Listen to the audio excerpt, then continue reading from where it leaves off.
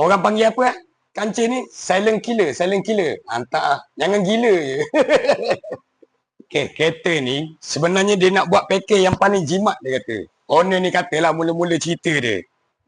Tapi bila dah siap, lalas jadi gini. Jadi tak jimat pula.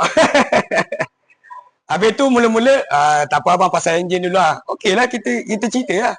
Pasal enjin dulu boleh je. Pasal tak payahlah power steering, tak payah gearbox auto. Enjin je semata-mata. Tapi sekarang ni siap, lain kejadian dia. Sekarang ni dia jadi kejadian apa tau? Kejadian alang-alang. Dah start dah alang-alang. Mulalah abang, alang-alang cat enjin bay lah. Kita pun okey lah cat enjin bay.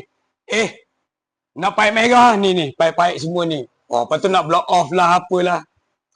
Itu yang lalas sekali alang-alang jadi tak jimat tu. Patutnya tadi jimat je kalau ambil enjin saja je. Macam dalaman dia ni. Ni baru betul dalam dia. Kekal yang kancil ni, tak ada ubah apa-apa pun. Memang dashboard kancil apa, cuma macam wiring tadi. Wiring enjin tu memang kita kena kacuk lah, tak boleh buat apa lah tu. Sebab kalau ambil komplit pun tak guna juga sebabnya dalam kancil. Nanti nak kena potong kat sini, nak potong dekat apa nama aircon. Betul. Kecuali alang-alang nak dashboard L5 pula. Tu.